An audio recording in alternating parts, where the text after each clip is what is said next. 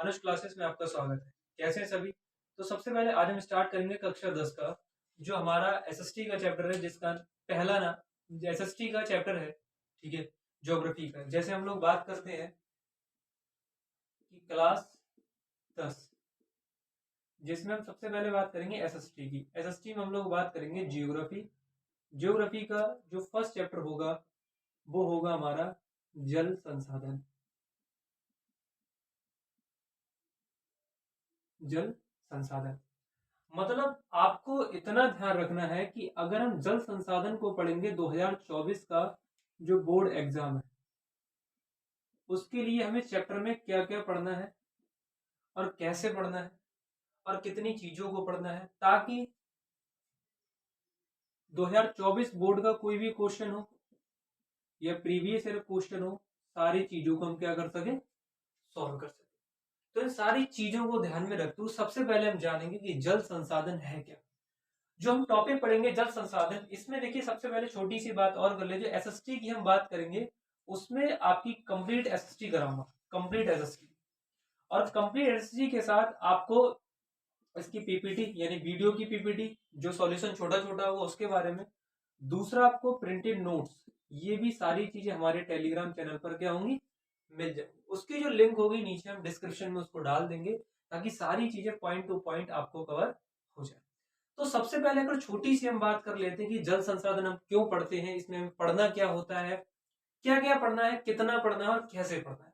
और पूरे चैप्टर का सिनॉप्सिस भी आपको दूंगा, ताकि हम चैप्टर को, जैसे मान लीजिए कोई चैप्टर हमने स्टार्ट किया, उसको 1 दिन 2 दिन 4 दिन जैसे भी आप लोग पढ़ते हैं, यानी 1 हफ्ते मान लीजिए कंप्लीट करना है, तो पेपर के समय हमारे पास इतना समय नहीं रहता है कि हम उस चैप्टर को दोबारा शुरू से पढ़ सकें।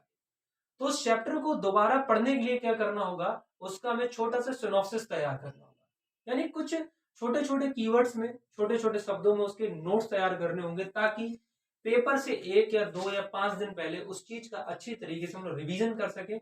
और रिवीजन करने के साथ साथ क्या होगा कि जो भी क्वेश्चन आपके बोर्ड एग्जाम में बनेगा, या जो भी प्रीवियस क्वेश्चन है जो पहले पहले जितने पेपर हुए हैं, एग्जाम हुए हैं, चाहे 2022 का हो, चाहे 21 का हो, चाहे 18 का हो, चाहे 17 का हो, तो सभी में जितने भी जल संसाधन टॉपिक से क्वेश्चन आए, क्या वो क्वेश्चन आपके नोट्स को पढ़कर, आपके सिनॉप्सिस को पढ़कर, आपने जितना याद किया, जितना रिवीजन किया, सारी चीजों को ध्यान में रखते हुए अगर हम देखें कि ये क्वेश्चन सारे सॉल्व हो रहे हैं, अगर ये सारे क्वेश्चन सॉल्व हो रहे हैं, तो समझ लीजिए आप बिल्कुल सही डायरेक्शन में बिल्कुल चल रहे हैं।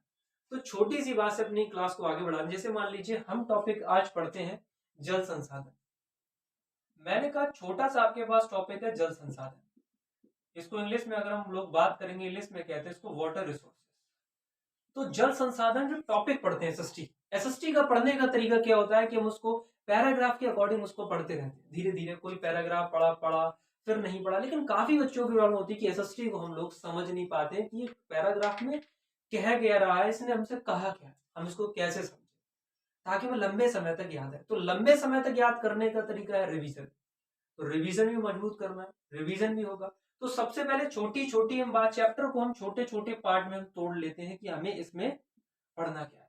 जब हमें पता होगा कि चैप्टर में हमें पढ़ना क्या है, तभी हम चैप्टर को अच्छी तरीके से पढ़ सकते हैं। यानी छोटी सी बात आज आपके लिए और बता दूं, जब कभी भी हिस्ट्री पढ़े, चाहे कोई टॉपिक हो, चाहे जल संसाधन ज्योग्राफी का हो, चाहे हिस्ट्री का हो, चाहे आपका सिविक्स का हो, चाहे कोई भी आपका टॉपिक, तो सबसे टॉपिक स्टार्ट करने से पहले, टॉपिक पढ़ने से पहले आपको टॉपिक के लास्ट में दिए क्वेश्चन आंसर को चेक करना चाहिए, कि जो क्वेश्चन पीछे दिए हुए हैं उसी क्वेश्चन को आप एक बार जब उसको रिवीजन करते हैं, एक बार उसको देखते हैं, तो एक माइंडसेट तैयार हो जाता है कि जब जब हम चैप्टर पढ़ेंगे तब तब हमें ध्यान रहेगा।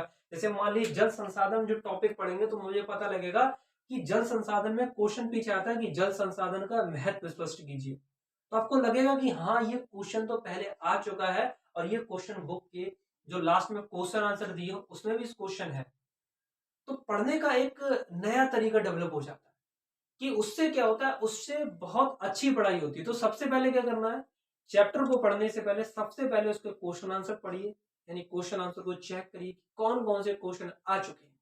अब जैसे आप इन सारी चीजों को चेक कर लेंगे, तब चैप्टर को पढ़ना स्टार्ट कीजिए। यानी फर्स्ट रीडिंग में आपको क्या करना है, केवल सही तरीके से चैप्टर को पढ़ना है।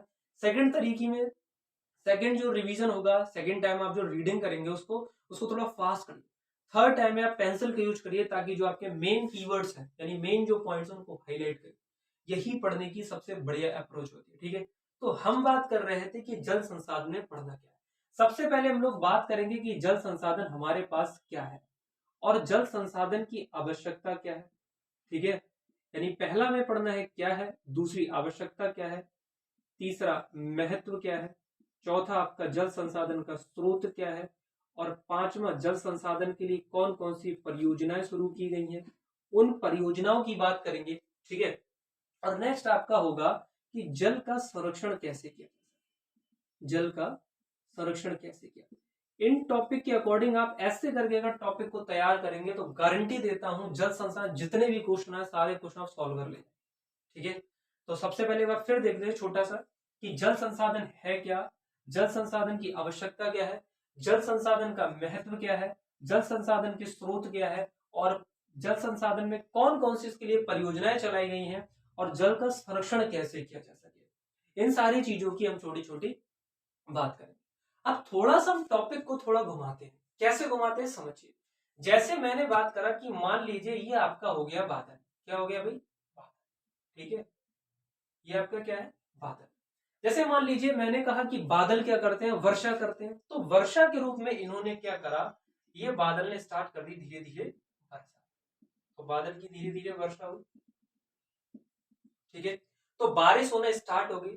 तो बारिश होती है तो क्या होता है, बारिश के समय क्या होता है कि वर्षा का जो जल होता है, क्या होता है, वर्षा का जल।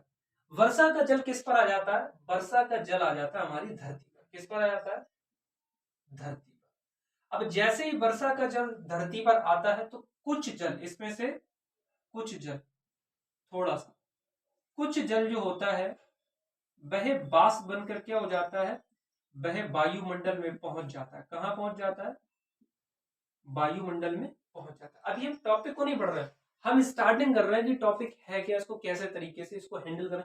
जब हमें छोटे छोटे बेसिक्स पता होंगे तभी हम टॉपिक को अच्छी तरीके से पढ़ सके। मैंने क्या कहा, मैंने कहा मान लीजिए बादल है, बादल के माध्यम से बारिश हुई। तो वर्षा का जो बारिश हुई तो उसको वर्षा कहते हैं। तो वर्षा का जल धरती पर आया, तो धरती पर आने के साथ साथ क्या हुआ, कुछ जल वाष्प बनकर वायुमंडल में उड़ गया। ठीक है, तो यहां से जल कहां पहुंच गया भाई, वायुमंडल। तो पहला पॉइंट इसको ध्यान रखना है कि मैंने कहा वर्षा का जल वाष्प बनकर वायुमंडल में उड़ जाता है। दूसरा पॉइंट बात करते हैं, और कुछ जल, दूसरा पॉइंट, कुछ जल जो होता है इसका वह भूमि के द्वारा सोख लिया जाता है। कुछ जल किसके द्वारा सोख लिया जाता है, भूमि के द्वारा। जब कुछ जल वर्षा का सोख लिया जाता है तो उसको हम लोग छोटा सा नाम देते हैं, इसको कहते हैं ग्राउंड वाटर या भूमिगत जल। तो पहला पॉइंट, वर्षा का जल भाप बनकर उड़ जाता है। कहां उड़ जाता है, वायुमंडल में उड़ जाता है। दूसरा पॉइंट कहते हैं कुछ जल भूमि के द्वारा सोख लिया जाता है। ठीक है, जब भूमि के द्वारा वर्षा का जल सोख लिया जाता है उसको क्या कहते हैं, भूमिगत जल कहते हैं। और शेष जल की बात करते हैं। तीसरा पॉइंट इसका क्या था, उसमें से शेष जल, शेष जल, जो शेष जल धरती पर बहता है, जो शेष जल बाकी जो बचा धरती पर बहता है उसको हम लोग दो नाम से जानते हैं, या तो नदी नाम से जानते हैं या सरता नाम से जानते हैं, या एक नाम और कर सकते हैं, इसको हम कह सकते हैं बहता हुआ जल। ये तीन पॉइंट आपको ध्यान। तो मैंने तीन पॉइंट की केवल बात करी। मैंने कहा वर्षा का जल जो होता है वह बाष्प बनकर वायुमंडल में उड़ जाता है। दूसरा पॉइंट बात करा कि कुछ भूमि के द्वारा सोख लिया जाता है। जो जल भूमि के द्वारा सोख लिया जाएगा उसको भूमिगत जल कहा जाएगा। और तीसरा जो होता है शेष, मैंने क्या कहा, शेष, जो जल धरती पर बहता है उसको नदी भी कह सकते हैं, सरिता भी कह सकते हैं, या बहता हुआ जल नाम से उसको हम शो कर सकते हैं। तो तीनों कॉन्सेप्ट आपको समझ में आए होंगे कि वाटर है क्या। तो मैंने छोटी सी बात करी थी कि इसको कैसे में डिफाइन करना। ठीक है, अब नेक्स्ट पॉइंट आता है कि एक छोटा सा पॉइंट आता है कि जल भंडार किसे कहते हैं। होता है ना कि जल भंडार होता क्या है, कई लोगों से पूछा बताओ जल भंडार क्या होता है। तो कुछ लोग कहते हैं कि तालाब में भरा हुआ जल, या पोखर में भरा हुआ जल, या झीलों में इकट्ठा जल।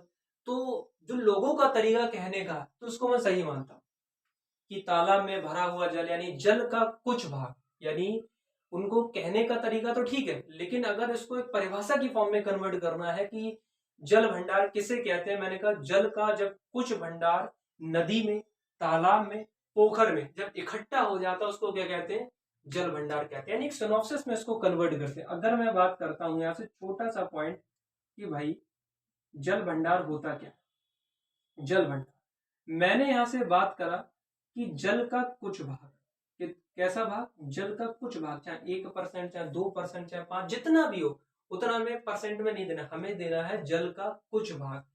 जब जल का कुछ भाग आपका नदी में, जब जल का कुछ भाग आपका तालाब में, जब जल का कुछ भाग आपका पोखर में, जब इन सभी में क्या हो जाता है, इन सभी में जब जल का कुछ भाग इकट्ठा हो जाता है तो उसको क्या कहते हैं, जल भंडार।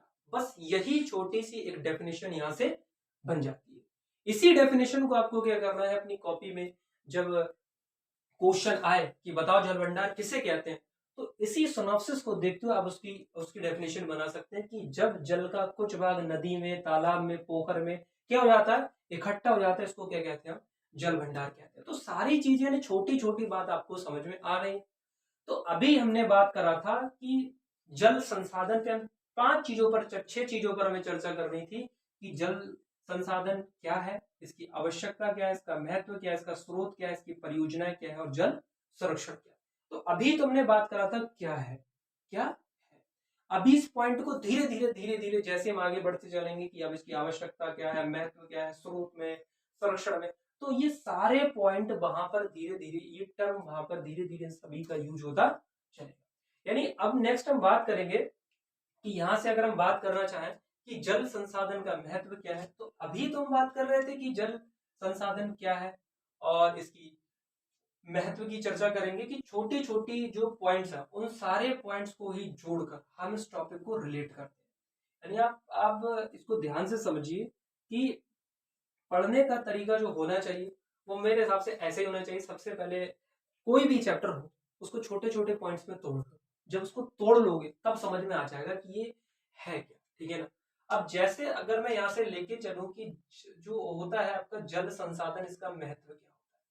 आप सभी लोग जानते हैं कि हम लोग कहाँ रहते हैं, अपने प्यारे भारत, यानी भारत में रहते हैं। तो सभी आप सभी लोग जब छोटे छोटे क्लास में होंगे, यानी 6 में होंगे, 5th में होंगे, तो आप सभी लोगों ने पढ़ा होगा कि भारत एक कृषि प्रधान देश है। कैसा देश है, हम सभी ने पढ़ा है कि भारत एक जो देश है वह कैसा देश है, कृषि प्रधान देश है। अब भारत में क्या हो रही है, कृषि। अब भारत में कृषि हो रही, अब कृषि करने के लिए जो नीड होती है, यानी कृषि कृषि करना है, तो कृषि के लिए जो आवश्यकता पड़ेगी किसकी पड़ेगी, जल की।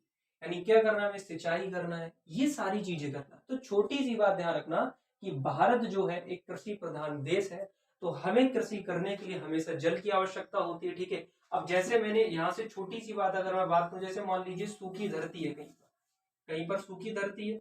अब सूखी धरती की हमें सिंचाई करना, क्या करना है, सिंचाई करना। अब सूखी धरती की जब हम सिंचाई करते हैं तो सिंचाई सिंचाई करेंगे तो सिंचाई किससे होती है, पानी से होती है, ठीक है ना। अब सिंचाई इसलिए करी जाएगी ताकि जो हम खेत में उत्पादन करेंगे उसको, उसकी उत्पादन की मात्रा में क्या कर सके, वृद्धि कर सके। यानी सूखी धरती की हम लोग सिंचाई करेंगे ताकि खाद्यान्न उत्पादन में क्या हो सके, वृद्धि हो सके। अब मान लीजिए मैंने कहा सिंचाई भी हम कर रहे हैं, सिंचाई भी हम लोग कर रहे हैं, तो सिंचाई के लिए किसकी आवश्यकता हो रही है, जल की। यानी भारत जो है कृषि प्रधान देश है, कृषि है तो सिंचाई करनी पड़ेगी, तो सिंचाई के लिए किसकी आवश्यकता होगी, जल की। जैसी अच्छी सिंचाई होगी तो हमारे क्या होगा, उत्पादन में वृद्धि होगी, ठीक है।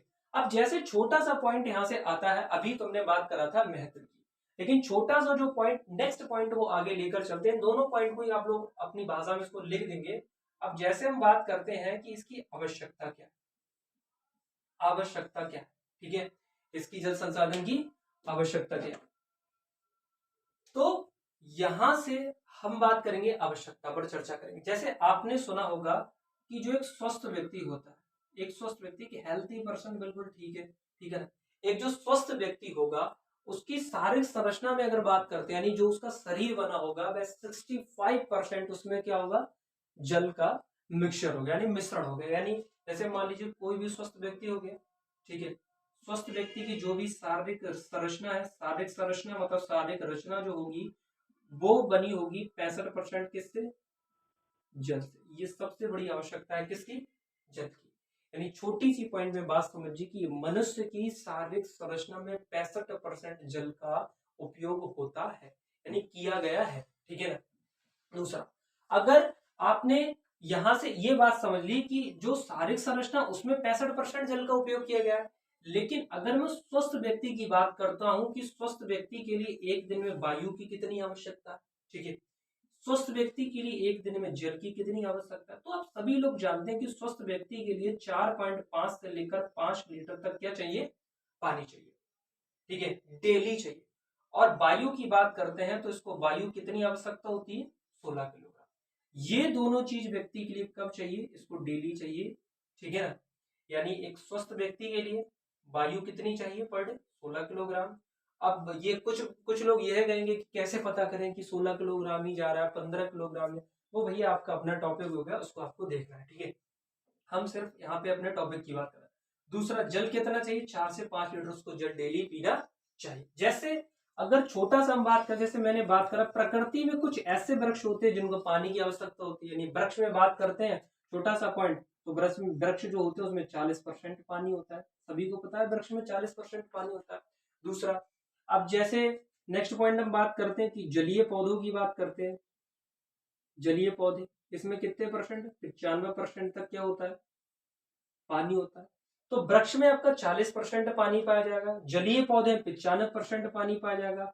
अब आपने सभी ने खाई होगी ककड़ी या खीरा, तो इसमें भी हम बात करते हैं 90% पानी होता है, ठीक है, 90% तक पानी होता है। जैसे जेसफिश सुना होगा सभी ने, जेसफिश, जेसफिश जो आपका एक समुद्री जीव होता है, कैसा जीव होता है, समुद्री जीव, इसमें भी 90% क्या होता है, पानी। तो पानी की महत्व आप लोग आवश्यकता समझ रहे हैं, पानी की आवश्यकता क्या है, यानी वृक्ष में 40% पानी होता है, यानी वृक्ष के लिए जो पानी की आवश्यकता होती है कितनी होती है, 40%, ठीक है, उनमें पानी होता है, तभी तो हम लोग क्या करते हैं, गर्मियों के दिनों में ककड़ी खाते हैं, खीरा खाते हैं। जलीय पौधे 95% पानी, जैसे समुद्री जीव 90% पानी। तो ये सारी चीजें आपको धीरे धीरे ध्यान रखनी है, ठीक है। तो आज हमने टॉपिक पर बात करी थी कि जल संसाधन में 3 चीजों पर बात करी थी कि ये क्या है, ठीक है। दूसरा पॉइंट था इसका महत्व क्या है, इसकी आवश्यकता क्या है। तो उम्मीद करता हूँ सारी चीजें आपको समझ में आई होंगी। अगर इन सारी चीजों के आपको प्रिंटेड नोट चाहिए, ठीक है, तो इस डिस्क्रिप्शन में आपको टेलीग्राम की लिंक डाल दूंगा, ठीक है, वहां पर आपको सारे नोट्स यहाँ पर मिल जाएंगे। तो आज की वीडियो में बस इतना ही, थैंक यू, धन्यवाद।